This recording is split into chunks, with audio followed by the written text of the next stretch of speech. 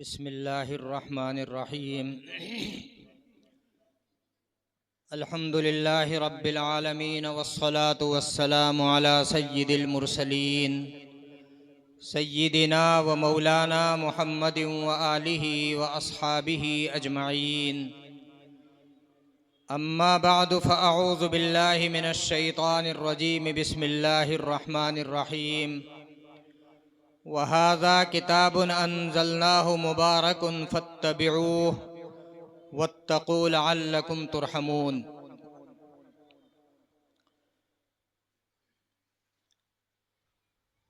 حضرات علماء کرام اور ہم سب کے پیر و مرشد حضرت الحاج مولانا محمد سلمان صاحب دامت برکاتہم، استاد حدیث دارالعلوم دیوبند اور خلیفہ مکرم حضرت الحاج پیر ذوالفقار علی صاحب دامت برکاتہم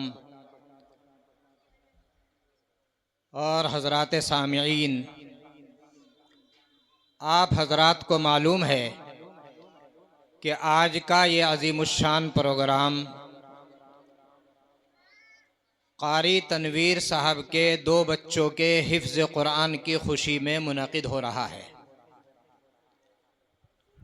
ظاہر ہے کہ یہ بہت بڑی دولت ہے۔ قاری تنویر صاحب نے اپنے بچوں کا ذہن بنایا، ان کے لیے کوششیں کی اور ان کو قرآن کریم حفظ کرنے پر لگایا۔ اب ان کے استاذ کی محنت اور خود بچوں کی محنت کہ وہ آج الحمدللہ حافظ قرآن بن گئے ہیں، اور ان بزرگان دین کے شرکت کے ساتھ ان کا تکمیل قرآن پاک ہوگا۔ قرآن کریم یہ اتنی عظیم دولت ہے کہ اس کو جتنا پڑھا جائے اتنا ہی کم ہے، جتنا اس سے تعلق اور رابطہ رکھا جائے اتنا ہی کم ہے۔ قرآن کریم نبی اکرم صلی اللہ علیہ وسلم کے اوپر اترا اور ایک بہت ہی معزز فرشتے حضرت جبرائیل امین علیہ السلام کے ذریعے اترا۔ یہ اللہ کا کلام ہے، اس کے لیے جتنے مقامات طے کیے گئے وہ سب قابل احترام ہے۔ شخصیت بھی مبارک ہے، لانے والے بھی مبارک ہیں، اور جس شہر میں یہ قرآن کریم اترا وہ بھی مبارک ہے۔ مکہ مکرمہ مبارک شہر ہے۔ حضور اکرم صلی اللہ علیہ وسلم جن کے اوپر یہ قرآن کریم اترا وہ سید الانبیاء ہیں، خاتم المرسلین ہیں، اور جو اس قرآن کریم کو لے کر آئے ہیں وہ سید الملائکہ حضرت جبریل امین علیہ السلام ہے۔ جو مہینہ اس کے لیے منتخب کیا گیا وہ تمام مہینوں میں سب سے افضل اور سب سے اشرف ہے، یعنی شہر رمضان الذی انزل فیہ القرآن۔ اور پھر جس رات میں یہ قرآن کریم آسمان دنیا پر آیا ہے وہ شب قدر ہے، جو تمام راتوں میں سب سے افضل ہے۔ انا انزلناہ فی لیلۃ القدر۔ تو یہ قرآن کریم کی عظمتیں ہیں، یہ قرآن کریم کے مقامات ہیں۔ ہم سب اس قرآن کریم کے پڑھنے کے محتاج ہیں، اس قرآن کریم سے تعلق کے محتاج ہیں۔ یہ سب جو مجلس سجائی گئی ہے اس قرآن کریم کی عظمت میں سجائی گئی ہے۔ اگر یہ قرآن کریم اتنا عظیم نہ ہوتا تو یہ اتنی بڑی مجلس نہ سجتی، اتنے بڑے حضرت کو نہ بلایا جاتا۔ صرف اور صرف قرآن کریم کی نسبت پر حضرت والا کی حاضری ہوئی اور ان اکابر علماء کی حاضری ہوئی۔ ان لوگوں کے پاس اتنا وقت نہیں ہوتا کہ یہ کسی محفلوں میں جائیں، صرف قرآن کریم کی نسبت ہے۔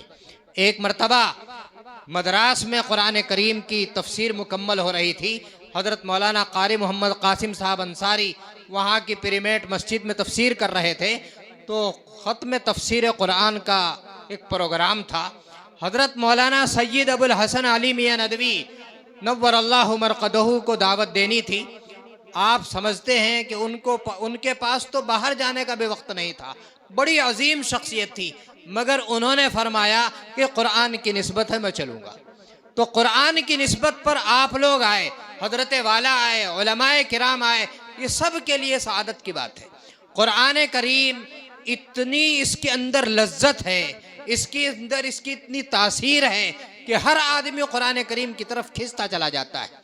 جو لوگ قرآن کریم کو ماننے والے نہیں تھے، رسول اکرم صلی اللہ علیہ وسلم کے زمانے میں اس قرآن کریم کی بڑی مخالفت ہوتی تھی، اسلام کی بڑی مخالفت ہوتی تھی، خود حضور صلی اللہ علیہ وسلم کی بڑی مخالفت ہوتی تھی، لیکن اتنا لذت والا کلام تھا کہ وہ غیر مسلم، وہ دشمن اور وہ کفار چھپ چھپ کر قرآن کریم سننے کے لیے مسجد حرام کے پاس آیا کرتے تھے، چھپ چھپ کر آیا کرتے تھے اور حضور اکرم صلی اللہ علیہ وسلم کی زبان سے یہ قرآن کریم سنتے تھے۔ ایک مرتبہ عتبہ ابن ربیعہ حضور اکرم صلی اللہ علیہ وسلم کے پاس پورے قریش کا، پورے کفار کا نمائندہ بن کر آیا اور آ کر کہنے لگا کہ آپ سے ایک درخواست ہے، آپ اپنا یہ مشن چھوڑ دیں، قرآن کریم کو پھیلانا چھوڑ دیں، اسلام کی تبلیغ چھوڑ دیں اور جو چاہے آپ لے لیں۔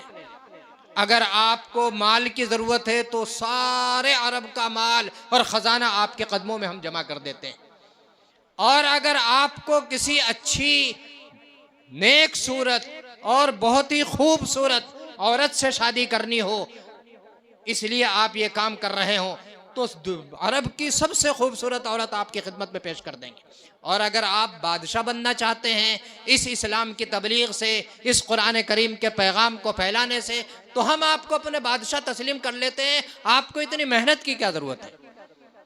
حضور اکرم صلی اللہ علیہ وسلم نے فرمایا کہ اچھا میری تو بات سنو، کہ ہاں آپ سنائیے۔ تو آپ نے سورہ حامیم سجدہ کی چند آیتیں اس کے سامنے تلاوت کی، تو وہ اتنا متاثر ہوا کہ چپ چاپ وہاں سے نکل گیا اور اپنے لوگوں کے پاس جا کر کے کہا کہ محمد جو قرآن کریم پڑھتے ہیں وہ اللہ کا سچے کلام ہے، اس میں ذرہ برابر کوئی شک و شبہ نہیں ہے، اس لیے اس قرآن کریم کے ماننے والے بن جاؤ۔ بعد میں عتبہ ابن ربیعہ مسلمان ہو گئے۔ تو اس قسم کے واقعات تاریخ کی کتابوں ملتے ہیں، سیرت کی کتابوں ملتے ہیں۔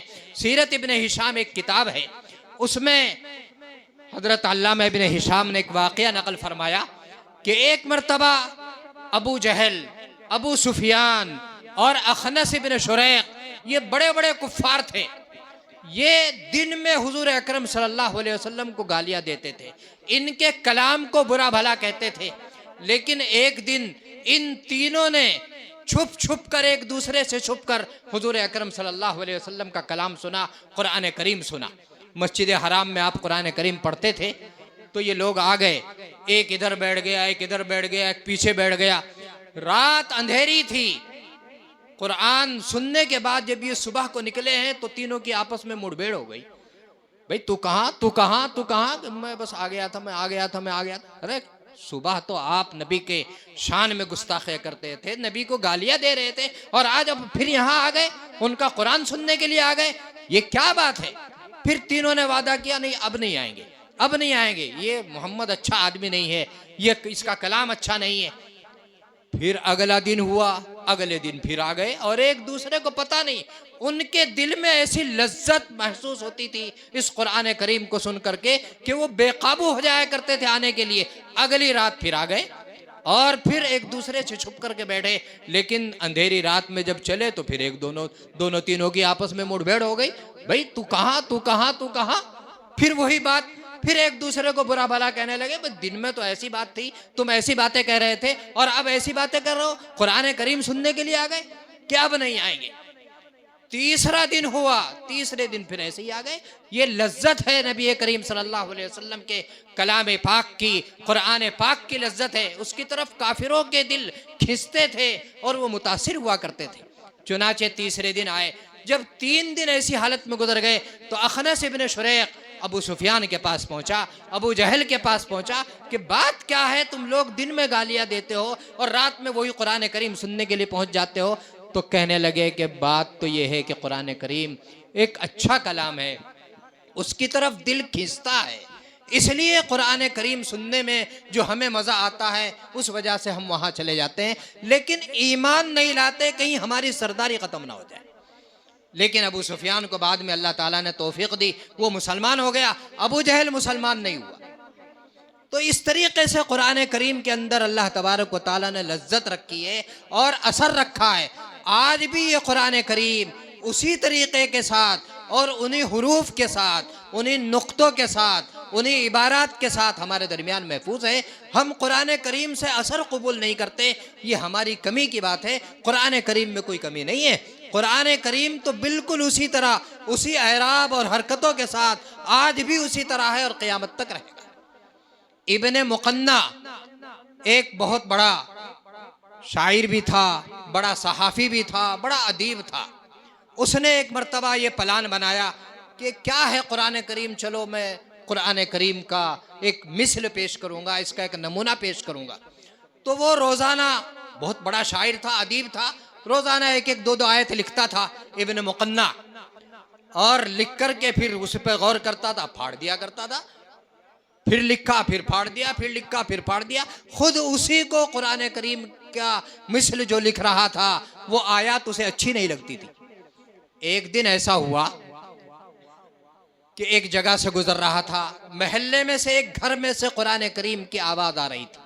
ایک بچہ قرآن کریم پڑھ رہا تھا، قال سآوی الی جبل یعصمنی من الماء قال لا عاصم اليوم من امر اللہ الا من رحم وحال بینہم الموج فکان من المغرقین۔ اس قسم کی 2 اور 3 آیتیں انہوں نے سنی، سن کر کے کہنے لگا اب نہیں، قرآن کریم کو میں اس کا مثل بنانے کا ارادہ نہیں کرتا۔ جب ان 3 آیتوں میں اتنی بلاغت ہے، اتنی فصاحت ہے، تو پھر پورے قرآن کریم میں کتنی بلاغت ہوگی، کتنی فصاحت ہوگی۔ اس سے اتنا متاثر ہوا کہ اس نے اپنا ارادہ ترک کر دیا۔ قرآن کریم کا مقابل کوئی لا سکا ہے، نہ لا سکے گا۔ قرآن کریم اسی طریقے سے جیسے نبی صلی اللہ علیہ وسلم پر اترا تھا اور جس طرح لوح محفوظ میں موجود ہے، قیامت تک موجود رہے گا، اور قیامت کے بعد پھر جنت میں بھی ہم اس کی تلاوت کریں گے، نبی کریم صلی اللہ علیہ وسلم تلاوت کریں گے، جنتی لوگ تلاوت کریں گے۔ اس لیے ضرورت اس بات کی ہے، زیادہ لمبی بات نہیں کرنی ہے، کہ ہم سب لوگ قرآن کریم سے اپنا تعلق پیدا کریں۔ قرآن کریم جتنا پڑھنا آتا ہے روزانہ تھوڑا تھوڑا پڑھیں، زیادہ نہیں پڑھ سکتے 1 پارہ پڑھیں، 1 پارہ نہیں پڑھ سکتے پو پارہ پڑھیں۔ آپ کو اگر قل هو اللہ یاد ہے، قل هو اللہ احد اللہ الصمد لم یلد ولم یولد ولم یکن لہ کفوا احد، چھوٹی سی صورت ہے، سبھی لوگ پڑھنا جانتے ہیں، یاد بھی ہو گئی ہے۔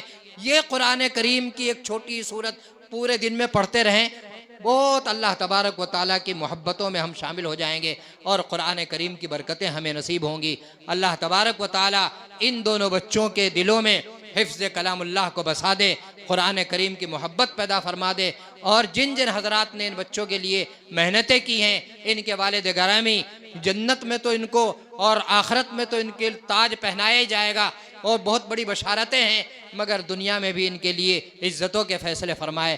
آمین۔ وآخر دعوانا ان الحمدللہ رب العالمین۔